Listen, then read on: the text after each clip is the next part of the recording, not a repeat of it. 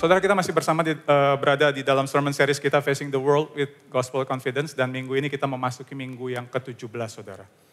Dan untuk judul khotbah yang akan bersama kita renungkan hari ini adalah kemenangan dalam peperangan. Kita akan bersama merenungkan kisah ini di dalam Efesus 6 ayat yang ke-13 sampai ke-18. Kita baca secara bergantian, saya membaca ayat yang ke-13 bersama-sama ayat yang ke-14 terus bergantian sampai dengan selesai ya. Efesus 6 ayat 13 sampai dengan ayat yang ke-18. Sebab itu, ambillah seluruh perlengkapan senjata Allah, supaya kamu dapat mengadakan perlawanan pada hari yang jahat itu, dan tetap berdiri sesudah kamu menyelesaikan segala sesuatu. Jadi, berdirilah tegap, berikat pinggangkan kebenaran, dan berbaju zirahkan keadilan.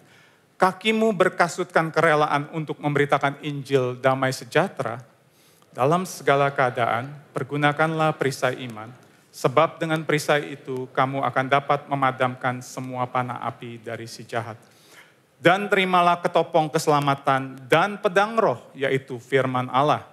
Dalam segala doa dan permohonan, berdoalah setiap waktu di dalam roh, dan berjaga-jagalah di dalam doamu itu dengan permohonan yang tak putus-putusnya untuk segala orang kudus. Sampai sedemikian jauh pembacaan firman Tuhan. Saudara, firman Tuhan yang kita renungkan hari ini masih sangat terkait dengan firman Tuhan yang kita renungkan minggu lalu, yaitu terkait dengan peperangan rohani.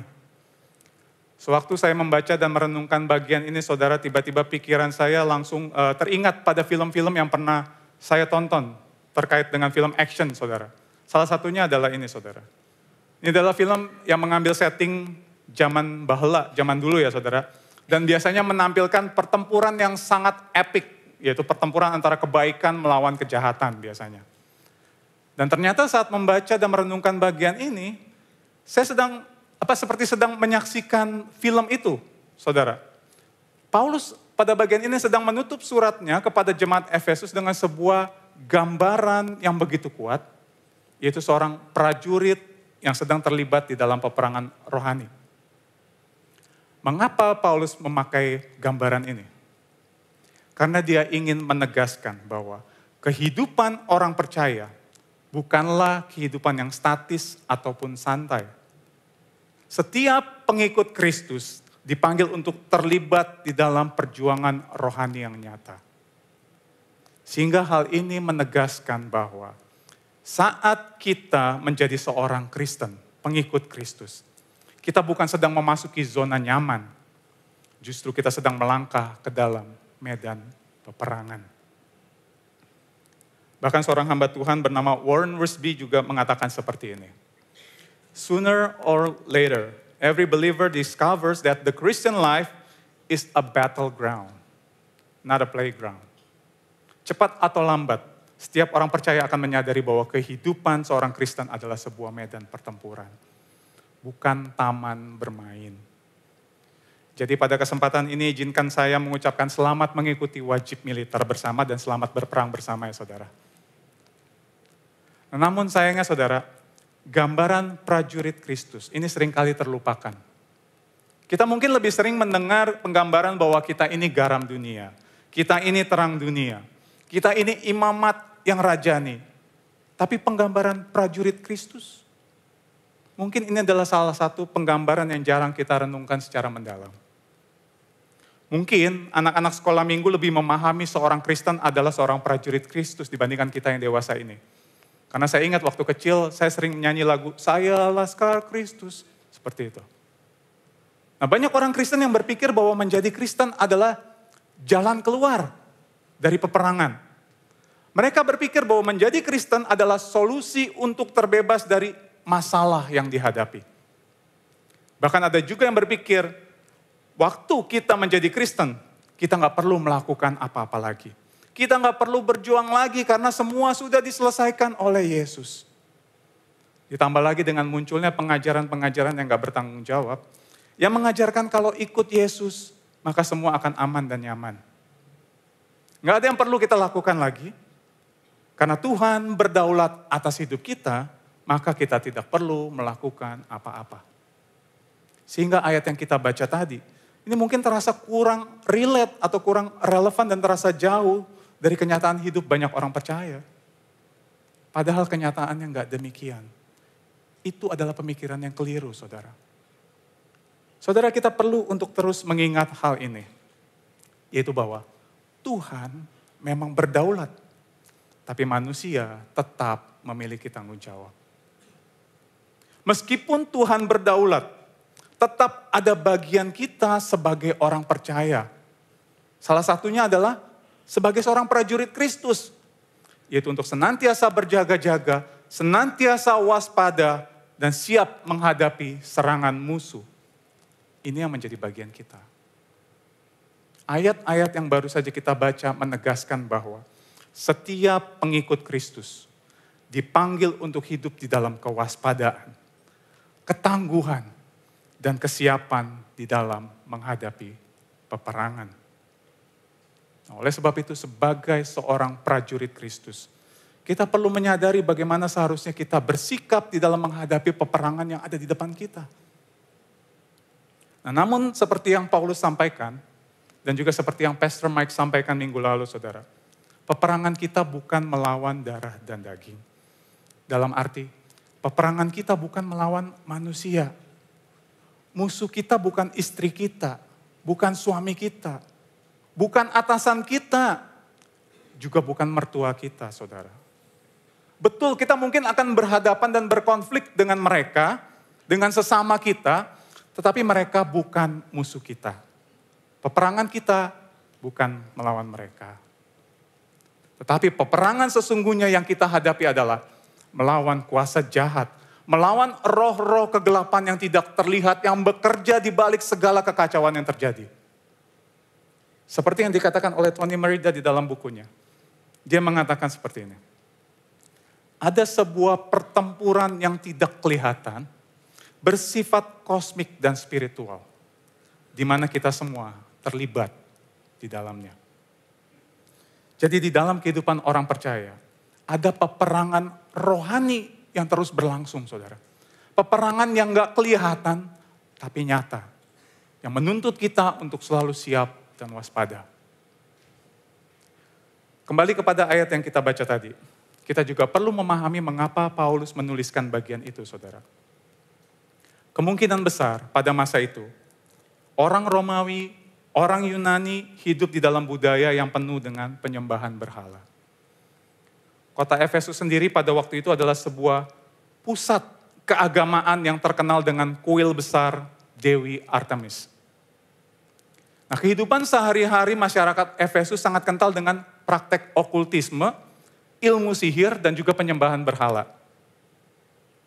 Dan satu hal lain yang juga mungkin terjadi adalah ada orang-orang yang meremehkan atau bahkan menganggap kalau kuasa gelap hanyalah sebuah mitos. Kita perlu ketahui juga bahwa pada masa itu, kota Efesus termasuk kota yang sangat maju dan sangat berkembang. Jadi banyak orang-orang yang berpendidikan tinggi dan terpelajar ada di sana. Jadi nggak mengherankan jika sebagian dari mereka cenderung berpikir secara rasional dan ilmiah. Sehingga sulit menerima keberadaan realitas dunia rohani. Termasuk kuasa gelap. Jadi apa yang terjadi hari-hari ini, itu sebenarnya sudah terjadi di masa lalu, saudara. Dan seperti yang disampaikan minggu lalu, ada kecenderungan dunia untuk over spiritualism, melebih-lebihkan kuasa kegelapan, di mana segala sesuatu yang disalahkan selalu si iblis. Kita salah melakukan ini, iblis. Kita salah melakukan ini, iblis. Iblis yang kita jadikan kambing hitam.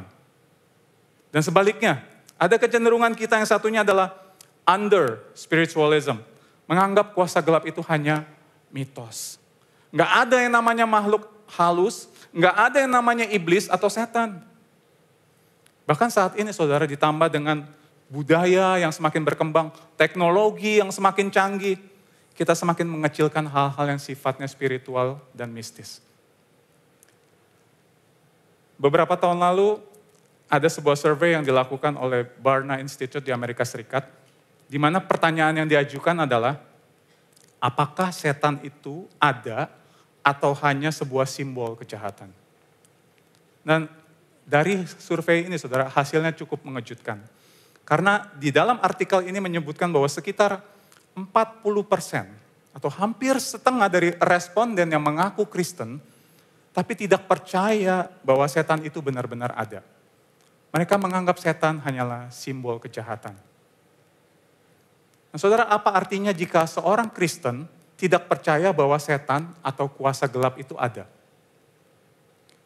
Kalau seorang Kristen atau orang percaya menganggap bahwa setan atau kuasa gelap itu tidak benar-benar ada atau hanya sekedar simbol, maka sesungguhnya secara tidak langsung dia sedang menolak kebenaran yang dinyatakan oleh Alkitab.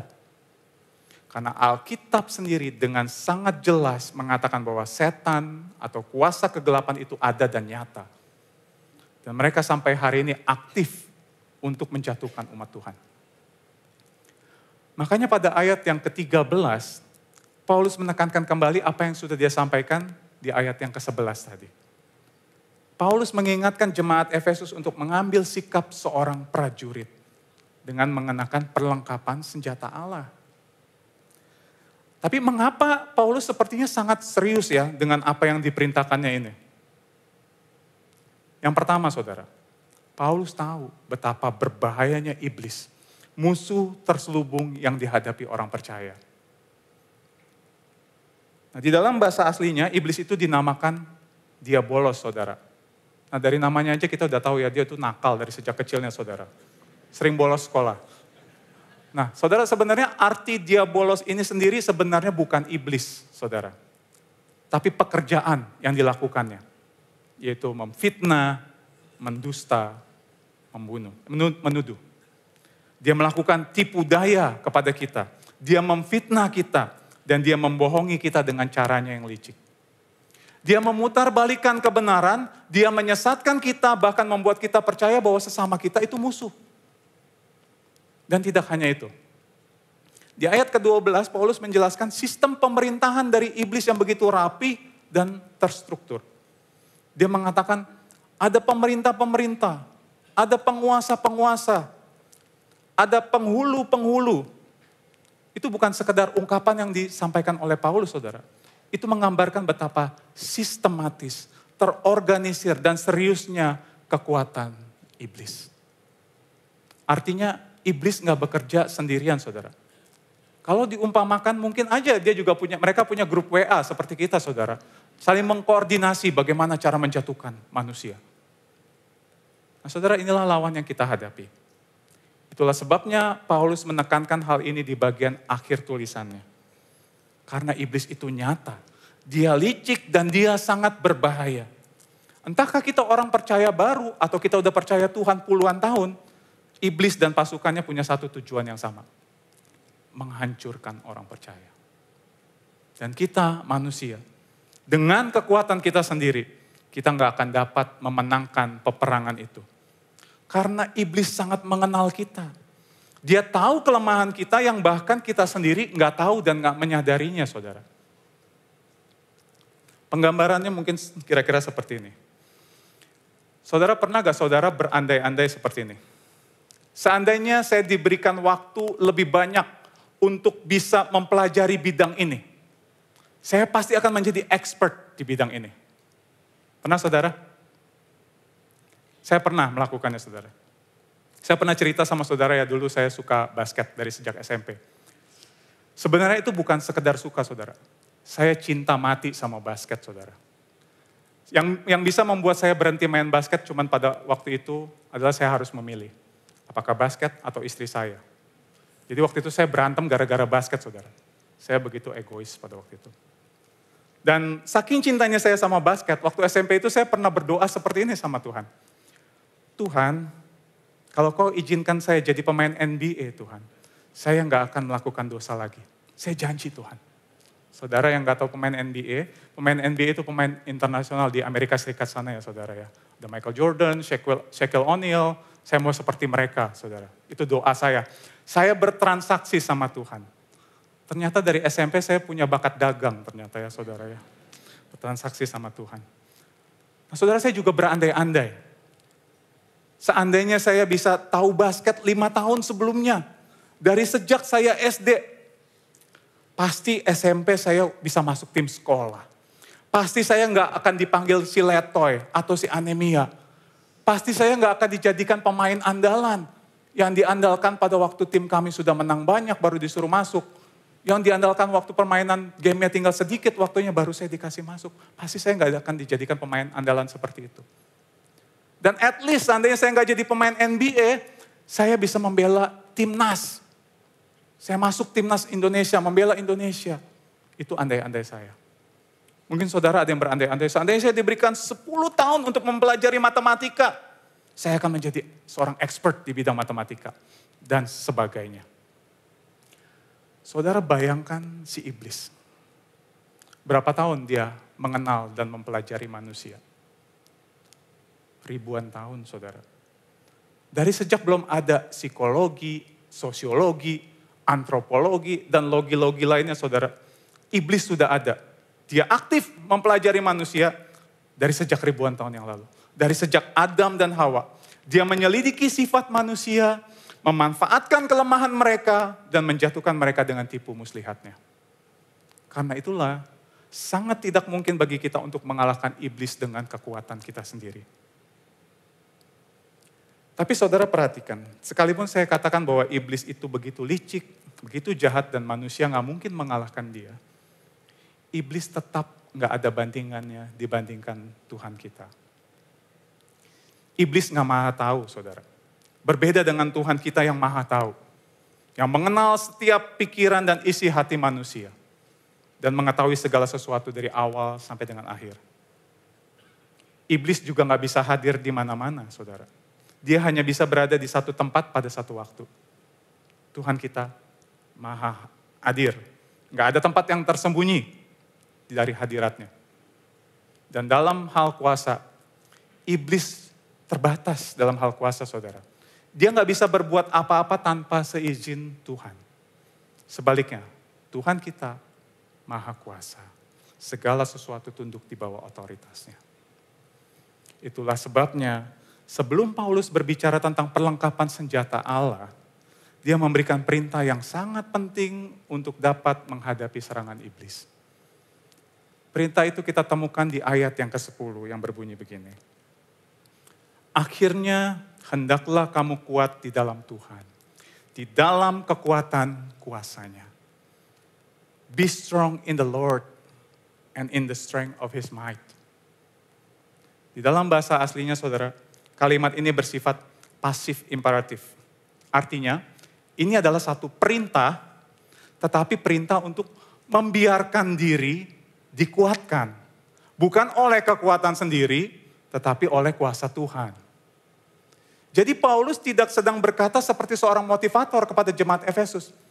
Ayo jemaat Efesus, kamu bisa, kamu harus lebih kuat, kamu harus lebih berusaha. Paulus tidak sedang berkata seperti itu. Sebaliknya, bunyi perkataan Paulus sebenarnya seperti ini. Izinkan dirimu dikuatkan oleh Tuhan. Bersandarlah penuh pada kuasanya. Jangan mengandalkan kekuatanmu sendiri. Mengapa memakai kata izinkan? Karena kecenderungan kita adalah kita lebih senang menggunakan kekuatan kita sendiri. Pemikiran kita sendiri. Nah saudara, inilah kebenaran yang harus terus kita pegang di dalam perjalanan iman kita. Kita tidak bisa dan tidak akan pernah bisa mengalahkan iblis dengan kekuatan sendiri. Iblis begitu licik, dia terlalu berpengalaman dan terlalu kuat jika kita hanya mengandalkan kemampuan kita. Itulah sebabnya Paulus tidak memulai dengan strategi atau taktik, tetapi dengan satu perintah. Izinkan dirimu dikuatkan oleh Tuhan. Bersandarlah penuh pada kuasanya. Paulus ingin menegaskan seperti ini. Kekuatan orang percaya untuk tetap berdiri dan bertahan di dalam peperangan. Bukan berasal dari diri sendiri, melainkan dari Tuhan. Kemudian sewaktu Paulus mengatakan kuat di dalam Tuhan atau kuat oleh Tuhan, Paulus kembali mengingatkan jemaat Efesus dan kita semua tentang status baru kita terkait hubungan kita dengan Tuhan yang terjadi karena persatuan kita dengan Kristus, saudara. Yang sudah dia sampaikan di awal suratnya dan yang sudah sama-sama kita pelajari beberapa minggu yang lalu. Dikatakan kita ini ada di dalam Kristus. Kuasa darahnya melingkupi kita. Kebenarannya meliputi kita. Kini kita telah menjadi anggota keluarga Allah. Kita yang dulu jauh kini sudah menjadi dekat. Dan kita yang tadinya terpisah dari Allah kini menjadi anak-anak Allah. Meskipun kita mungkin merasa lemah dalam pertempuran, terutama ketika kita bergumul melawan diri sendiri, melawan dosa, godaan iblis, firman Tuhan mengingatkan kita bahwa kekuatan kita berasal dari Tuhan. Kekuatan itu ada karena kita berada di dalam Kristus.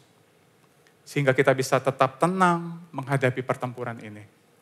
Karena kita tahu siapa yang bersama kita.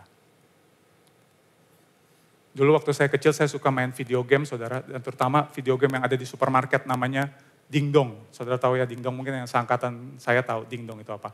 Jadi masukin koin terus main di supermarket. Nah, biasanya papa mama waktu ke supermarket ajak saya, papa mama kasih saya uang untuk saya main Ding Dong sendiri sementara mereka belanja. Nah kadang kalau saya pergi berangkat sendiri main Ding Dong itu, saya malas saudara. Kenapa malas? Karena di sana tuh banyak anak-anak yang lebih besar dari saya dan mereka suka maksa saya untuk ngasih mereka uang. Saya dipalak istilahnya ya. Dan saya mau gak mau kasih. Karena saya cuma sendiri dan lebih kecil dan mereka banyak. Tapi itu berbeda waktu papa saya menemani saya bermain. Gak ada satupun dari mereka yang berani mendekati saya. Mereka hanya memandang saya dari kejauhan.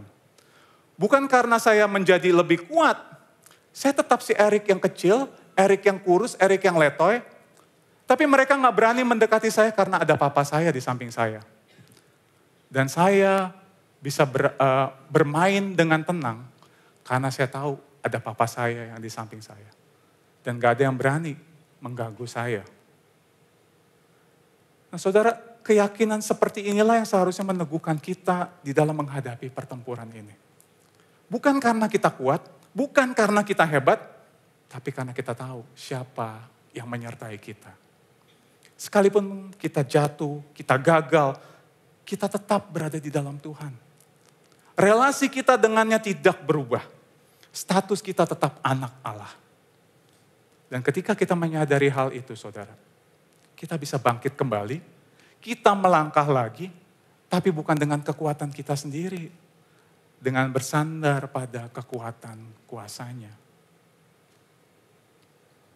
Hanya ketika kita bersandar pada kuasa dan otoritas Tuhan, kita dimampukan untuk berdiri teguh dan bertahan.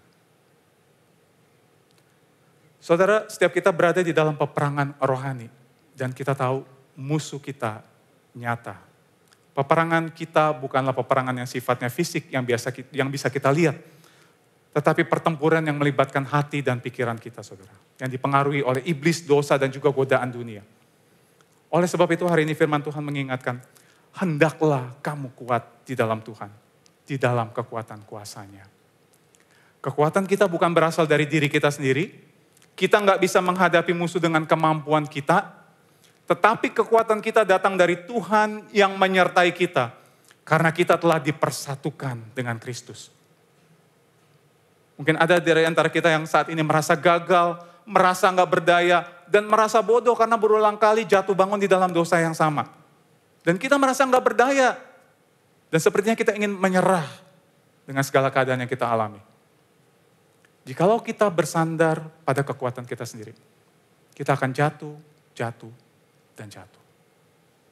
Namun jika kita menyadari kelemahan kita dan berbalik kepada Yesus, seperti yang diingatkan firman Tuhan, dan kembali bersandar kepadanya, maka Dia akan memampukan kita untuk tetap teguh di dalam peperangan ini.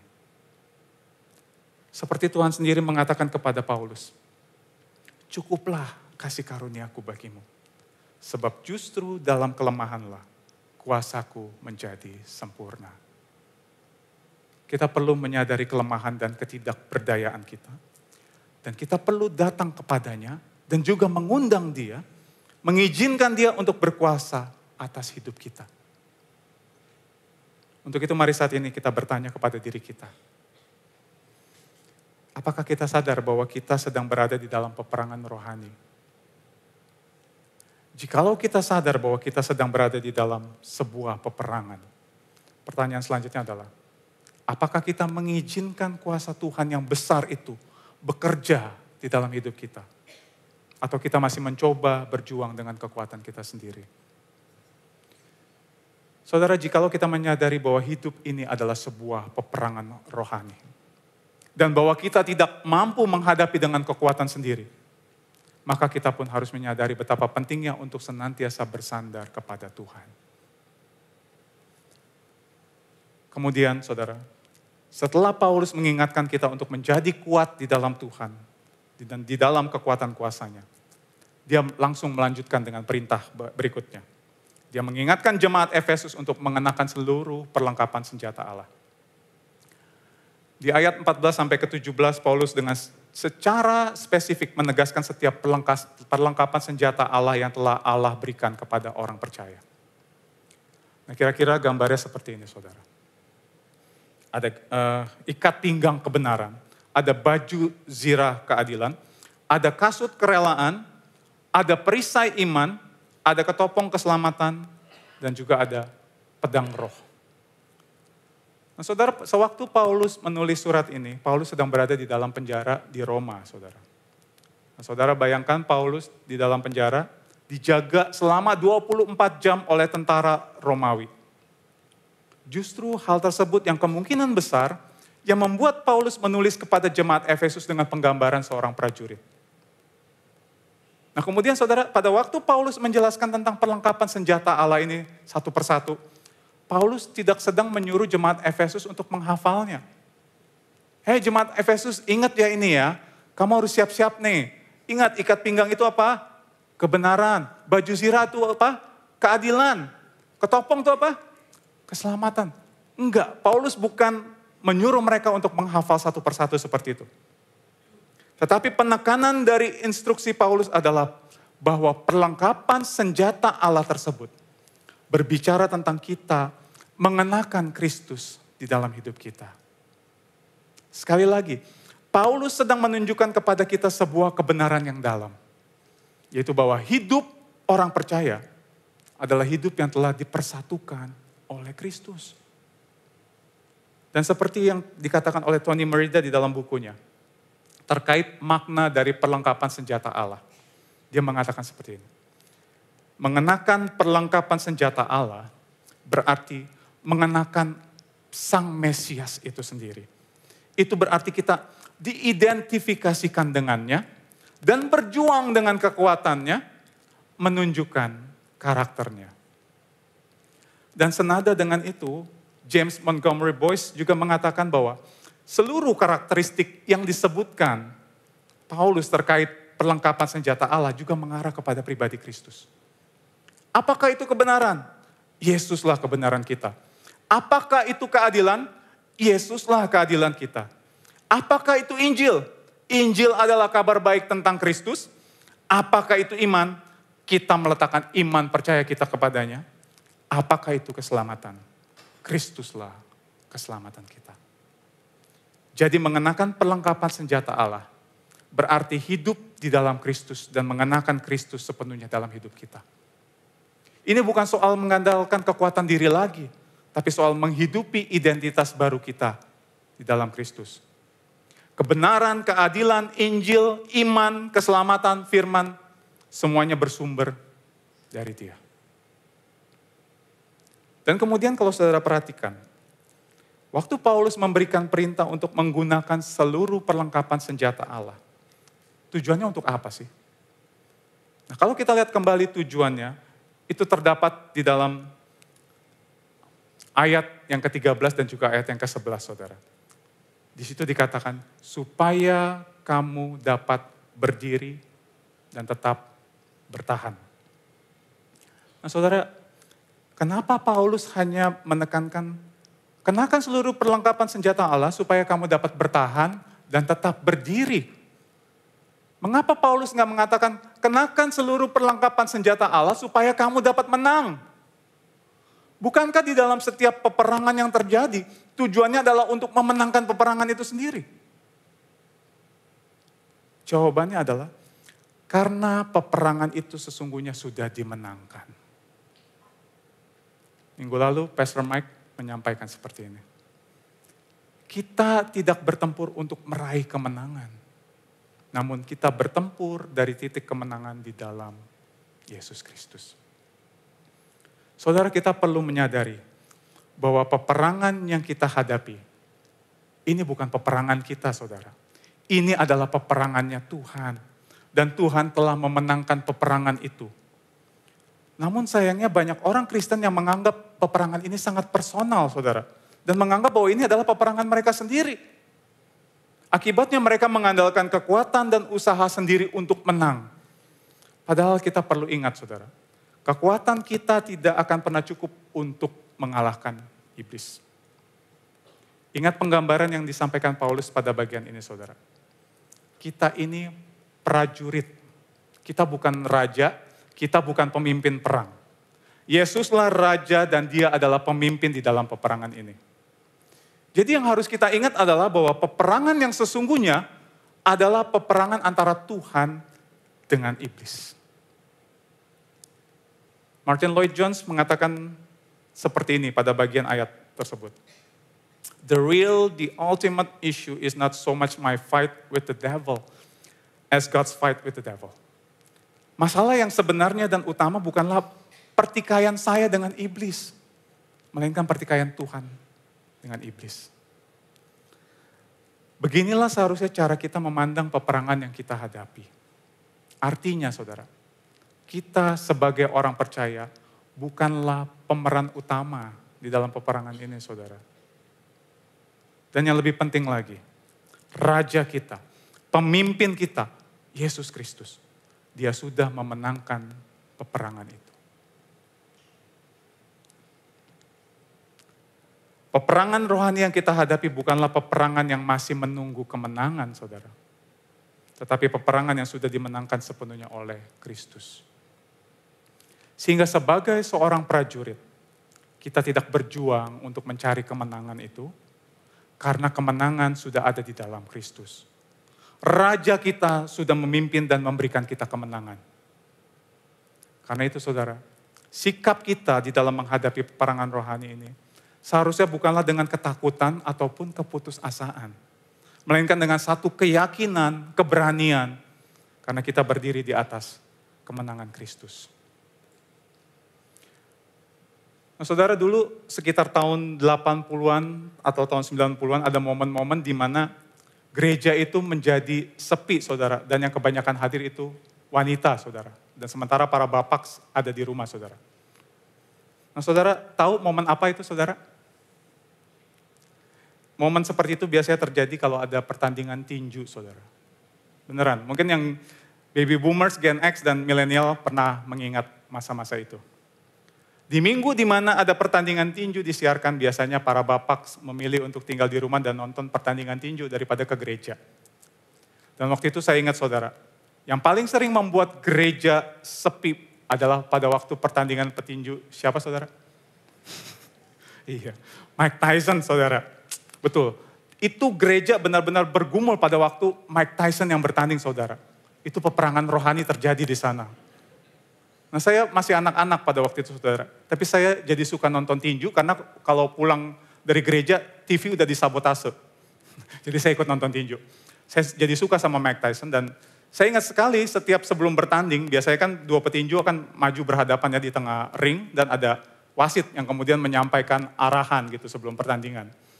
Yang saya ingat adalah ini, meskipun Mike Tyson badannya lebih kecil dibandingkan lawan-lawannya, tapi nggak kelihatan dia tuh takut sama sekali. Dari waktu dia berhadapan, sikap badannya tegap, lalu apa? Dia tetap tenang dan tatapan matanya itu yang mengerikan, saudara. Tatapan matanya sangat mengerikan menghadap ke arah lawannya. Gestur tubuh dan juga tatapan matanya seolah-olah mengatakan, saya pasti memenangkan pertandingan ini. Begitu juga dengan gestur tubuh lawannya. Gestur tubuh lawannya dan juga tatapan matanya lawannya ke arah Mike Tyson juga seolah mengatakan Mike Tyson yang akan memenangkan pertandingan ini, saudara. Dan benar, Mike Tyson yang memenangkan pertandingan tersebut, saudara. Nah saudara, mengapa Mike Tyson bisa memiliki keyakinan yang begitu besar? Karena dia percaya kepada dirinya. Dia percaya kepada kemampuannya, kekuatannya, pukulannya. Sehingga dia memiliki keyakinan yang kuat bahwa pertandingan itu pasti dia menangkan. Bagaimana dengan kita orang percaya? Bagaimana sikap kita menghadapi peperangan yang ada di depan kita? Apakah dengan penuh keyakinan, keberanian, ataukah dengan ketakutan dan keputusasaan? Sekali lagi, keyakinan kita, kekuatan kita, bukan pada kekuatan dan kemampuan kita. Tapi pada Tuhan yang telah memenangkan peperangan itu. Jadi, kita dapat tetap bertahan dan berdiri di dalam peperangan. Bukan karena apa yang telah kita lakukan, melainkan karena apa yang telah Tuhan selesaikan. Sekarang pertanyaannya adalah, bagaimana Tuhan memenangkan peperangan itu? Saudara, sesungguhnya berita akan kemenangan itu telah diberitakan dari sejak perjanjian lama. Dari sejak kitab Kejadian, saudara. Bahkan Tuhan sendiri yang mengumandangkan peperangan antara dirinya melawan si iblis. Kita tahu pada mulanya Tuhan menciptakan dunia ini dengan amat sangat baik. Bahkan di hari terakhir sesudah dia menciptakan manusia, firman Tuhan mengatakan, Allah melihat segala yang dijadikannya itu sungguh amat baik. Lalu kemudian iblis datang kepada manusia dan menggoda manusia. Dia menipu manusia, melakukan tipu dayanya sehingga manusia menjadi ragu akan kasih Allah dan lebih mempercayai perkataan iblis. Dan akibatnya, manusia pertama jatuh di dalam ketidaktaatan akibat tipu muslihat iblis. Di dalam keberdosaan manusia, Tuhan tetap berinisiatif menghampiri manusia. Tuhan tidak mengatakan kepada manusia, oke, karena pemberontakan dan ketidaktaatan kalian, maka kalian harus menanggung akibatnya. Kalian berjuang sendiri melawan iblis selama sisa hidup kalian. Tuhan gak mengatakan seperti itu. Tetapi Tuhan justru berjanji di dalam Kejadian 3 ayat 15 demikian. Aku akan mengadakan permusuhan antara engkau dan perempuan ini. Antara keturunanmu dan keturunannya. Keturunannya akan meremukkan kepalamu dan engkau akan meremukkan tumitnya. Inilah berita Injil pertama kali yang diucapkan oleh Tuhan sendiri. Yang kita kenal sebagai proto-evangelium. Dan kita tahu siapa keturunan si perempuan yang meremukkan kepala si ular. Yesus. Sang Allah anak. Pribadi kedua dari Allah Tritunggal. Dia turun ke dunia. Menjadi sama dengan manusia. Untuk berperang menghancurkan iblis. Sewaktu Yesus menjalani kehidupan di dunia ini. Yesus juga mengalami tantangan dan tipu muslihat iblis yang mencoba menjatuhkan dia. Dimulai dari sejak dia baru akan memulai pelayanannya, sesudah berpuasa selama 40 hari, iblis mencobai dia. Godaan demi godaan ditawarkan kepadanya. Godaan untuk menggunakan kuasanya demi kepentingan pribadi. Godaan untuk membuktikan jati dirinya dengan cara yang spektakuler. Bahkan godaan untuk mendapatkan seluruh kerajaan dunia dengan cara yang instan. Tapi Yesus menolak semuanya. Dia memilih untuk tetap taat kepada kehendak Bapa. Dan melawan setiap godaan dengan pedang roh yang adalah firman Tuhan. Namun pencobaan tidak berhenti di padang gurun. Sepanjang pelayanannya, Yesus terus menghadapi tekanan, ujian. Bahkan di malam terakhir sebelum dia disalibkan, pencobaan itu masih datang melalui muridnya, Petrus. Setelah Yesus memberitahukan bahwa dia harus menderita, ditolak, bahkan disalibkan, Petrus menarik Yesus dan berkata, Tuhan, kiranya Allah menjauhkan engkau dari hal itu. Hal itu sekali-kali tidak akan menimpa engkau. Terdengar seperti sebuah kalimat yang penuh perhatian dan penuh kasih, saudara. Tapi sebenarnya itu adalah godaan iblis yang mencoba membawa Yesus menjauh dari salib. Dan Yesus langsung mengenal suara di balik kata-kata itu. Dan dia menegur dengan berkata, enyahlah iblis, engkau suatu batu sandungan bagiku. Yesus menang atas semuanya. Dia tidak berdosa, dia tetap setia. Yesus tahu pasti tujuannya datang ke dunia.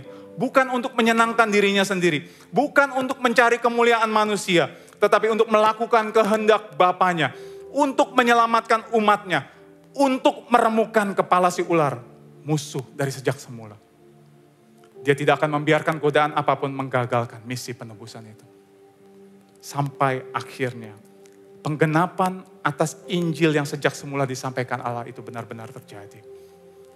Yesus, Sang Raja sejati, pemimpin yang sempurna, dia merelakan dirinya menanggung hukuman salib yang sebenarnya tidak layak untuk dia terima. Bagi iblis, salib tampak seperti kemenangan buat mereka. Bagi dunia, salib tampak seperti kegagalan dan akhir dari segalanya. Tapi mereka nggak tahu bahwa melalui salib, Yesus justru sedang menyelamatkan umatnya dengan tidak menyelamatkan dirinya sendiri. Dan di salib itu, Yesus, dia raja di atas segala raja. Dia rela direndahkan dan dilecehkan. Di salib itu, Yesus pemimpin sejati. Dia rela menanggung hinaan dan siksaan. Dan di salib itu, Yesus yang adalah Allah yang sejati. Dia merelakan dirinya disalibkan oleh ciptaannya sendiri. Namun justru melalui salib yang adalah lambang hukuman, kelemahan, dan kekalahan. Justru di sanalah Yesus melucuti kuasa musuh dan menang atas mereka. Seperti yang tertulis di dalam Kolose 2 ayat yang ke-15. Ia telah melucuti pemerintah-pemerintah dan penguasa-penguasa dan menjadikan mereka tontonan umum dalam kemenangannya atas mereka di salib. Salib bukanlah kekalahan, tapi kemenangan Allah yang sejati. Apa yang tampak seperti kehancuran, sesungguhnya adalah karya keselamatan. Melalui ketidakberdayaannya, bahkan sampai kematiannya di salib, Yesus justru meremukkan kepala si ular. Seperti apa yang telah dijanjikannya dari sejak semula. Salib bukanlah akhir cerita, namun titik balik seluruh sejarah. Di sanalah Kristus menang, bukan dengan pedang, tapi dengan pengorbanan. Bukan dengan kekuatan, tapi dengan kasih yang gak tergoyahkan. Yesus telah mengalami segala tekanan, cobaan, ujian dari si jahat. Namun dia tetap taat sampai akhir. Karena kasihnya kepada Bapa dan kepada kita jauh lebih besar dari semua itu. Dan dalam ketaatannya itu dia telah menang. Saudara, mungkin ada di antara kita yang hari-hari ini merasa sendiri. Merasa diri kita gak berarti, gak berharga. Kita tahu kebenaran tapi kita merasa lelah. Kita sudah mencoba untuk setia tapi kita berulang kali jatuh dan gagal. Selain itu saudara, kita juga menghadapi peperangan rohani yang nyata dan gak mudah. Mungkin saudara-saudara yang ada di bangku kuliah, mungkin bergumul dengan godaan untuk pembuktian diri, untuk diterima oleh lingkungan, dan gak jarang tergoda untuk mencampur kebenaran dengan keinginan dunia. Mungkin saudara yang bekerja secara profesional atau pemilik perusahaan, godaan hadir lewat kompromi kecil yang lama-lama kita anggap biasa. Kita digoda untuk berpikir, semua orang melakukan hal yang sama, kenapa saya gak boleh melakukannya? Kita mungkin gak menyadari, tapi disitulah iblis sedang berperang melalui hal-hal yang kecil itu. Melemahkan hati dan mengikis iman kita sedikit demi sedikit. Di rumah, peperangan itu mungkin terasa saat komunikasi sudah mulai dingin. Saat kasih sudah semakin pudar. Dan tanggung jawab terasa justru seperti sebuah beban. Ada saat kita ingin menyerah, menghindar atau berkata, untuk apa semua ini? Dan disitulah musuh kita bekerja melalui bisikan keputusasaan dan kepahitan. Dan yang paling sering, peperangan itu terjadi dalam pikiran dan hati kita. Saat kita bergumul dengan suara-suara tuduhan, kamu tuh gagal. Tuhan tuh gak peduli sama kamu. Kamu tuh gak layak. Iblis menyerang lewat rasa bersalah, rasa malu, rasa tidak cukup. Hari ini firman Tuhan mengingatkan, kita gak berperang sendirian. Kristus sudah menang. Dia sudah mengalahkan musuh. Dia tahu betapa kerasnya medan peperangan ini.